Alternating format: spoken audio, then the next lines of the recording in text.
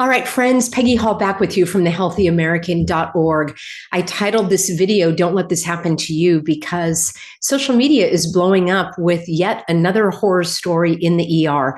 Let me know what state you are in, if you have been to an ER room recently, if you have been coerced, threatened, intimidated, bullied into undergoing some kind of medical treatment that you did not consent to, such as becoming a human pincushion or experiencing nasal rape. Okay, these things are not okay. And if you don't know what I'm talking about, let me share my screen. And I actually have an Instagram page. I want to let you know what's going on over there. I do want to tell you that this is going to be a graphic image. I normally don't like to share these things because it is very troubling and traumatizing, but you likely have already seen it because it's making the rounds. There is a young woman who apparently was admitted to UCI Health, right? That's in Orange County, California, Irvine, California. I used to work at UCI in the University of California, Irvine, and she went for treatment for some type of blood disorder. And the story we're told is that in order to receive treatment for her symptoms, the specialist at the hospital demanded that she get tetanus, meningitis, and pneumonia shots all at once. And 48 hours later, you're going to see she's very bruised, and it's quite troubling. But I'm sharing this with you because it is a post on Instagram. And then I wanted to share with you the how to not have this happen to you. So I'm not going into all the particulars of her story. That's not what this video is about. I don't know all of the particulars. I don't know if she tried to refuse the treatment, if who it was that bullied her into getting that. But my understanding is that she said she has never gotten shots in the past. And they apparently told her this would happen. And I want to tell you that there is another way. So if you don't want to see this image, I'll take it off the screen in a moment. But let me go ahead and share my screen so you'll know what I'm talking about. And this is the woman. And I posted someone else's content about that, but then I gave my comment. We are told this young woman was forced to get vaccinated in order to get medical treatment in the hospital. Right now, what I did is I actually came up with my how-to plan, and that's what this is. It's the Patient's Bill of Rights. And I want to talk about that in this video. You do not need a lengthy lawsuit in order to fight these medical tyrants. What you need is to understand your Bill of Rights, your patient's Bill of Rights. And this is posted at every hospital. And when you understand this and you apply it the way I'm going to teach you, then I guarantee you are not going to be bullied, coerced, and threatened and intimidated into doing something you don't want to do. Here's the page. Oops, there are 2 pages to this. And I'm going to talk about that in just a moment. And I will have a link for you in my Substack, which is peggyhall.substack.com. I've covered this in detail for years, and I will continue to do so until these horror stories stop. It's so troubling to me when there are remedies to avoid this. And yes, these medical predators are preying on the most vulnerable. Now, I don't know if she ended up in the ER or if this was a planned procedure. Again, I don't have all the details. In regards to this video, that's not the most important part. The most important part is how not to let this happen to you. So let me explain exactly what you can do. And you can take a screenshot of this from the Substack, which will be published a day following this video, peggyhall.substack.com. And I will also link to you the Patient's Bill of Rights in California. Every state has laws that establish a Patient's Bill of Rights. This is modeled after the Unaffordable Care Act of the Big Zero era. Yes, that's how I call it.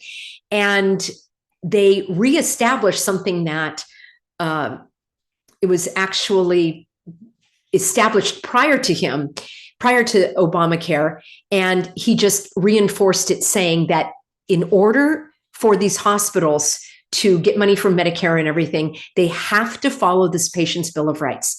And I'm going to summarize that for you in just a moment, but I want to get to the heart of the matter.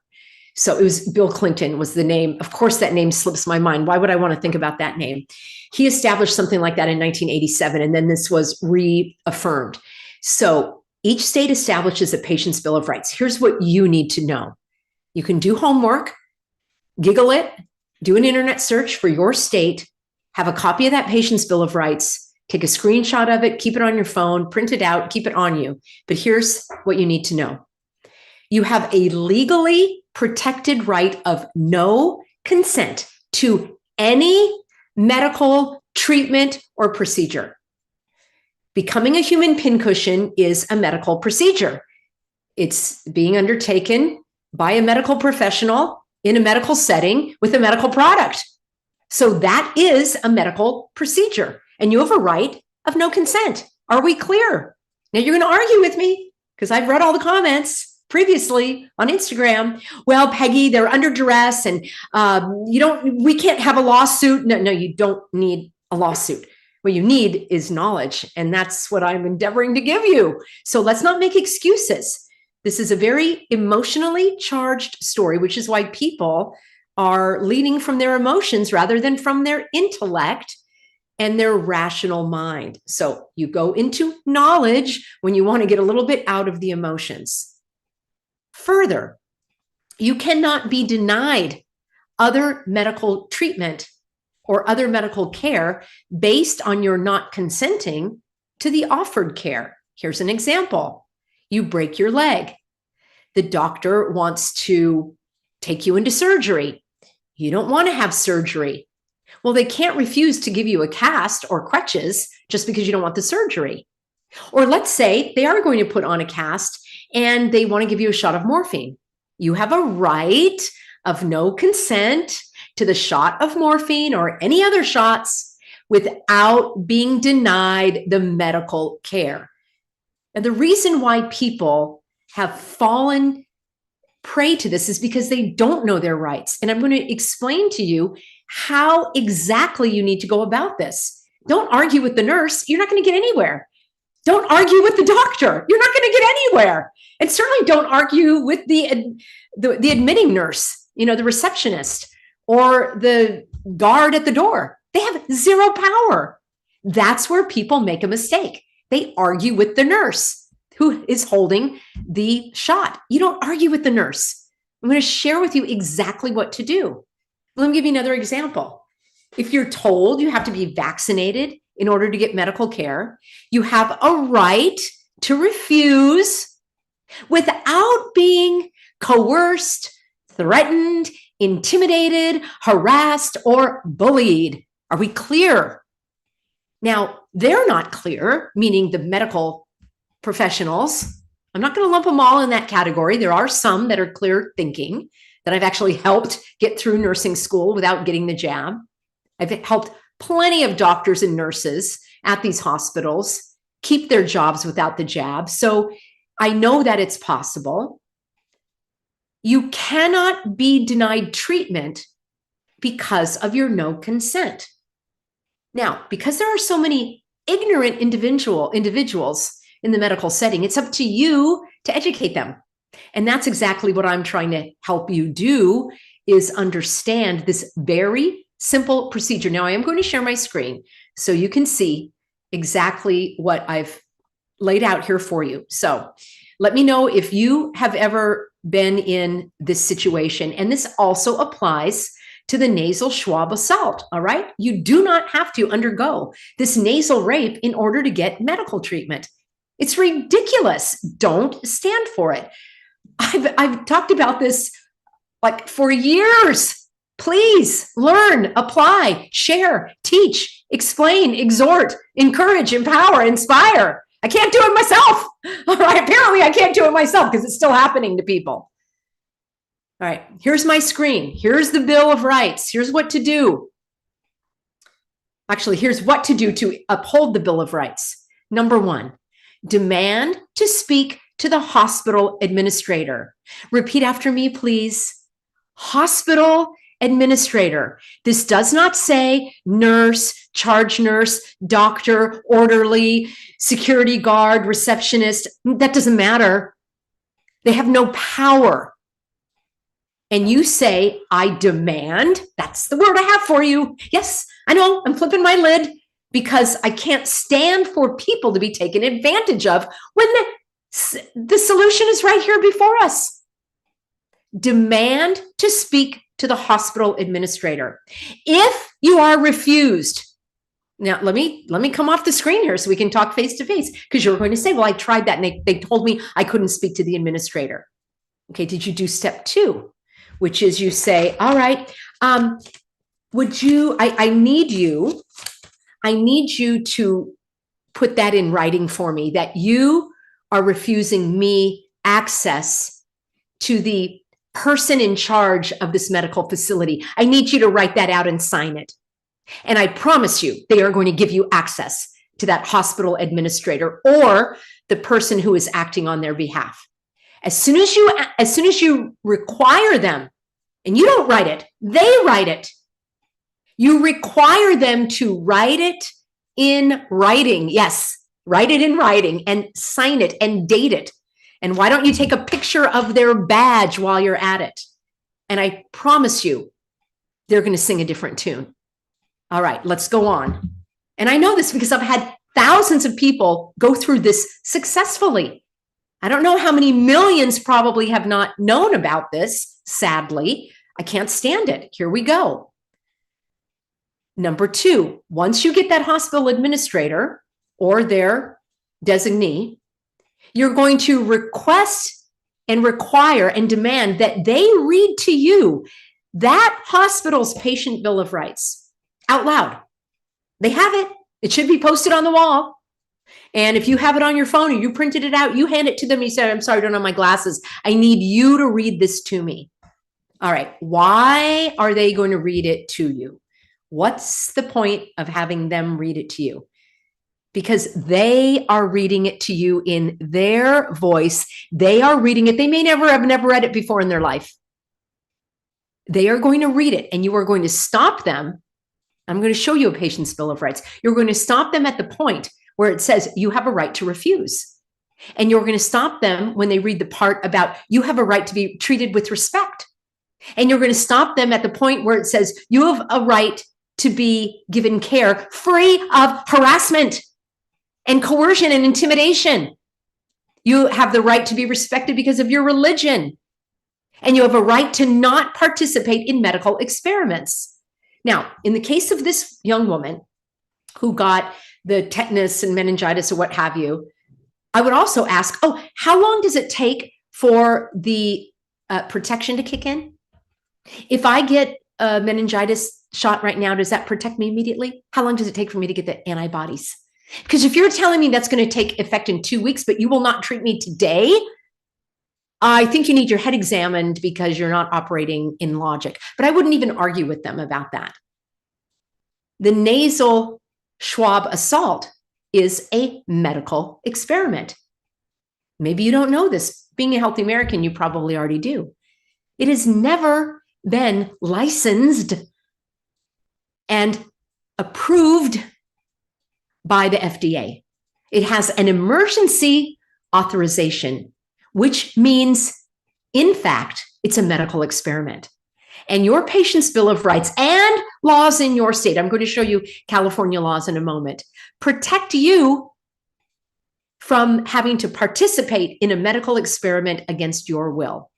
You can take that approach with the assault. You can take the approach of my religion doesn't allow it. And remember, you don't need to belong to any religion. It's your individual religious beliefs or ethical or moral. You could stand on those grounds. And if you wanted to get into the weeds of the science and the medicine, what difference does it make if I get a result? There are faulty results and false positives. It's unreliable. Several of these tests have been taken off the market. What are you going to do with the results? Not treat me? Are you going to put me in a different ward? Why do you need this result? Are you getting paid for the test? I would ask all those questions of the hospital administrator, not the nurse that they send in there with the swab. They don't have any power. They're going to keep forcing you. Maybe they get a bonus. I don't know. Let's go on, shall we? Yeah, this is really reprehensible. Here we go. So you stop that hospital administrator when they read the part about your right to receive care free of harassment and discrimination. You stop them when they read the part about your right of no consent to any proposed treatment or procedure. And if they refuse medical treatment, you have them put in writing the names of those refusing you medical treatment. You say, I want your names and I want a statement that you are refusing me treatment. I promise you they're going to sing a different tune because I've got so many healthy Americans who have told me about that. Now I'm going to share my screen. We're going to look at the UCI Health Patients' Bill of Rights. And I want you to look up those hospitals near you. Okay, here we go. What I did is I copied this onto a Word document so that I could look at it and highlight it for you. So here we go. These are the important things. Most states have something very similar. I think California probably left out some things because it's California, but there are laws that protect you. So patients' rights. And the reason I showed you the UCI Health is because that's where this poor young woman got the horrible treatment. And there is a remedy where you can file your complaints as well. So all patients have rights which shall include, but are not limited to, considerate and respectful care. All right, if you're being bullied, harassed, constantly being offered these shots or these tests, like that's not considerate and it's not respectful. And you say, I'm making a note of every time you are bullying me on this, and I am going to report you personally to the medical board for a violation of my patient's rights. You have a right to have a family member. Now, it's very important to do that. You might be in an emergency situation where you don't, but I always recommend that you do have your advocate there with you. This is, every hospital was violating this during the hogwash because they would not allow their advocates and their family members to be there. It's a complete violation of the law. You have a right to know the name of the person who is helping you. You have a right to, and there's much more, but I'm highlighting the salient points. You have a right to effective communication. And look at this, friends, to participate in the development and implementation of your plan of care. Well, if they want to offer shots as a part of my plan of care, and I'm going to participate in the development of that plan, I'm going to leave that part out of the plan. And you can too. You have the right to participate in ethical questions, right? Why are you making me do this? And conflict resolution. It's like, we're having a conflict here. You want me to do this. You're telling me I can't get the care. I'm not going to do it. Let's resolve it. You have a right to do that. All right. You have a right to receive as much information about any proposed treatment or procedure. Well, getting jabbed is a medical procedure because you're being injected with a medical product. And look at this. You have a right to refuse this course of treatment. You have a right for an alternate course of treatment or non-treatment. Are you with me, friends? You have the right to request or refuse treatment. Now, it does say you don't have a right to demand inappropriate treatment. For example, I don't know, you want a year's worth of oxycodone or something because you have a hangnail. They're going to say, we're not going to give you all of that. And there are some places that will not do the pain narcotics. So that's what they mean to the extent of law. All right, number 8. You have the right to be advised if your healthcare provider is going to be performing human experimentation. The swab, the Klaus Schwab. Oh dear. It's an experiment. You have a right to refuse to participate in it. And you have a right to expect reasonable responses, not bullying and coercion. And I understand there are people that are violating your rights. There are criminals, and you're going to call them on it. That's why you're going to the hospital administrator. You have the right to receive care in a safe setting, free from exploitation, harassment, or abuse. In my opinion, it is abusive to be bullied into being injected when you are. Now, I don't know about this young woman. She may have just thought, I have to do it. And again, you're vulnerable, you're in pain, you feel it's life and death. I understand. This is why you need to be prepared in advance. And I've spoken about the importance of that for years. especially if you have a condition like this young woman did, who was intentionally going to seek medical care. You get all that cleared up in advance. You call in advance. What are the requirements? Are you going to make me go through these hoops? Why? How? And then you have your support person who can go to bat for you if you are, again, vulnerable and unable to do so. She did say, this young woman said that she had never been vaccinated because of her religion. So you have a right to your medical treatments without being discriminated against. You have your rights based on your religion and these other protected characteristics. So here's what this woman should do, or her family. You go to this patient experience, you make a phone call, you send a written grievance, there's a grievance committee, and you can go further and you can go all the way up to the Health and Human Services, and you can make a complaint there as well. Let's take a look. Okay, so we looked at that. Now, we also have different, in the state of California, in emergency rooms, emergency services. I don't know if she was in an emergency room or a regular hospital. The Patient's Bill of Rights still applies, even in the regular hospital setting. But in an emergency room, you cannot be denied care. And it says on any characteristic based on Section 51 of the California Civil Code, which includes your religion. And I wanted to share with you these other laws. So 24171, it probably exists in your state as well, similar. And I did a video the other day called Why I Don't, or What's Wrong with the Nuremberg Code. Here you go. Neither the Nuremberg Code nor the Declaration of Helsinki are codified under law and are therefore unenforceable.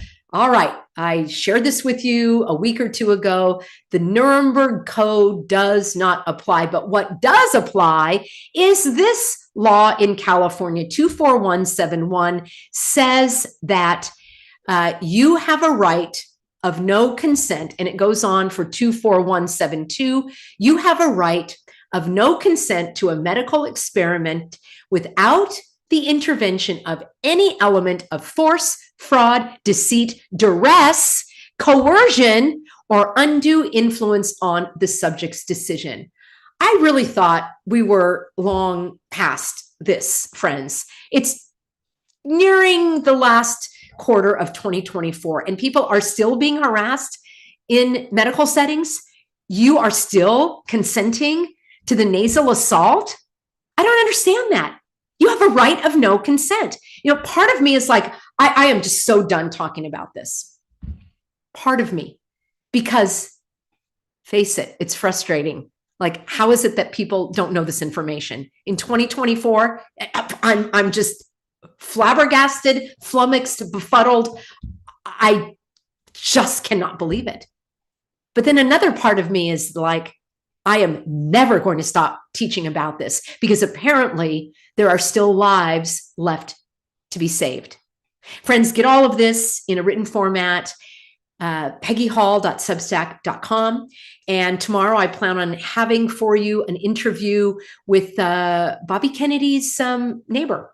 And this is a fellow that knows Bobby Kennedy, has had some email exchange, some personal interaction, and he is saying that Bobby needs to step up to the plate in holding these public servants accountable under RICO, racketeering laws. So you're not going to want to miss this long form interview that I'll have for you tomorrow. Thank you, everybody who emailed me with information. You asked me to cover this, and the best way that I can help is to give you the big picture about your rights and how to stand up for yourself. I don't have all of the details of this young woman's disastrous situation, but I do have prayers for her recovery. And these individuals that are perpetrating this discrimination and coercion and harassment and bullying need to be held accountable. Follow the simple steps, take a screenshot, study it, learn it, share it. Hopefully you'll never have to apply it, but please be my Healthy American ambassadors and teach others about their rights. Send them the video, the Substack. Get them here with us at 4 p.m. Pacific, Monday through Friday. Don't wait for the notifications. YouTube doesn't like this truth, which is too hot to handle. Thank you, everybody, for being on board. You know, as I like to say, we are marching this all the way to heaven. See you soon.